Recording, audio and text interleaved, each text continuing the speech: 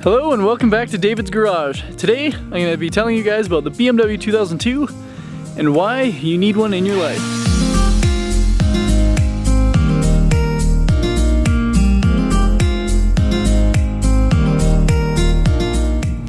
These cars are so much fun to drive. They're rear-wheel drive, lightweight, and have decent power, which is a great combination. If you haven't driven one, you need to. The 2002 in the background right behind me is a 1974 2002 TII, and it's my daily driver. It's actually the newest car I've registered and insured right now. Look at that thing. It is just way too cool. So the TII has 30 more horsepower over the factory 2002. This is done with a Kugelfischer mechanical pump and higher compression pistons.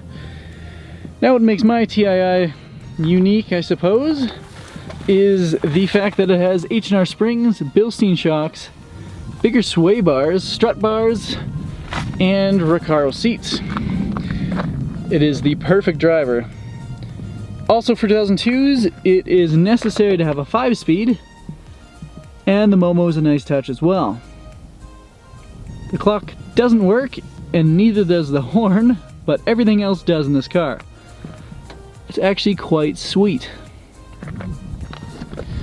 So, if you're looking to get one of these, what do you look out for? Well, similar to the E9, you want to watch out for rust.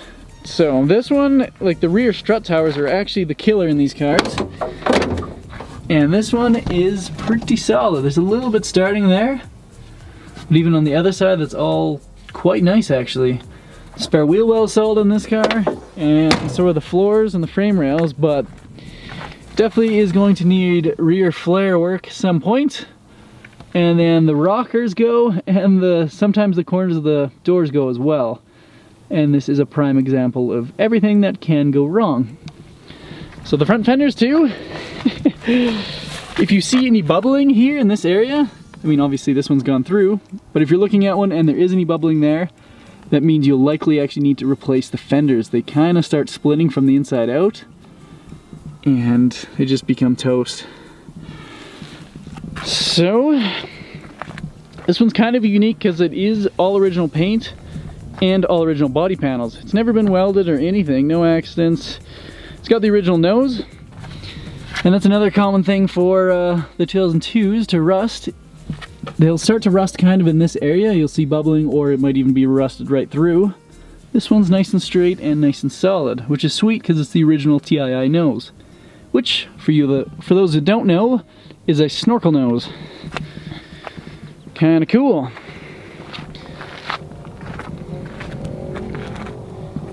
Yeah, I absolutely love this car. I've daily driven it now for the past 2 months, I guess. Put a new windshield in, rebuilt the heater box, and then of course the Recaros and the Momo make for a great driver. I kind of like the Fjord blue. I mean, this isn't really this is kind of patina blue now. It's almost a frozen color, but it is a beautiful little car. They're so much fun to drive, and they seem to be pretty reliable. This thing's 45 years old and hasn't let me down. I'll open up the hood for you guys. Pretty much a nice factory engine bay. It's fairly clean and no one's really messed with it. It has an E21 radiator, a little bit bigger, which is nicer for cooling, but otherwise it's pretty much stock other than the strut bar, I guess.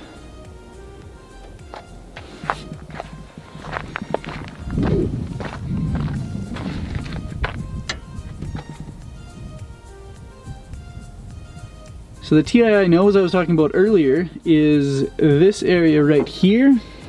There's actually a snorkel, it's a tube, and that goes into the normal 2002 air cleaner, but since this is a TII, it doesn't have it, and it actually has a different nose, which is kind of unique. Very few cars still have the original nose, and I don't think they would be very easy to find one if you wanted to replace it. Another little rust spot on these cars is like the hood seams. This one is also starting to go. Pretty much everything that can be rusty is rusty on this car, but I'm just driving it as is. I get such a kick out of this thing. Like, it is just, it's so cool. There's actually a guy that showed up at the stoplight beside me. He's like, oh, sweet car, what year is it? And I was like, yeah, it's a 74. He's like, oh, you're gonna fix it up? It's like, no, it's a, I just did so much work to get it running and driving. And I was like, no, look, I'm just gonna enjoy it as is. He's like, oh, you should really fix it up. It's like, maybe it is too far gone, but I get a kick out of it. And then how many are actually still untouched? Even though this might be a little too far gone, it's still, mechanically it's solid. I'm gonna be taking it to Vancouver Island here soon, which there and back should be probably around 3,000 kilometers, something like that. Yeah, and I'm not even worried. It'll make it. Hopefully. Maybe I'm a little worried. The interior of these cars too is quite nice, and I don't know when cars stop doing it, but the pop-out windows I absolutely love. Have the windows down and then these pop-out windows. I absolutely love that. The airflow is just, it's just so nice. It's like the E30s. And then yeah, these are kind of unique windows too. The vent windows, you just turn the knob and it spins. It spins open. Kind of cool, except, well, I cleaned the car, but this area just gets full of bugs. And then if they're tilted too much, you just get tons of bugs inside. It's all part of the fun. But yeah, I don't really know what this video is about, but I hope you guys enjoyed. Just a cool little car. What would you guys do? What would you guys do with it? Just drive the wheels off until it's a little too rusty? Because it needs rust work anyway. The rockers need to be repaired, the rear flares are rusty, but I've kind of put some rust converter on the spots that are rusty in hopes just to stop it from getting any worse. But we'll see. I mean, if I sell this car, I know whoever buys it is gonna fix it up. There's a few people that seem to be about the rust like me. I definitely like patina maybe too much. Patina and rust are definitely words that I use in the same, have the same meaning to me. But very cool little car. Everyone needs one. I don't know, if you guys enjoyed this, subscribe, I guess.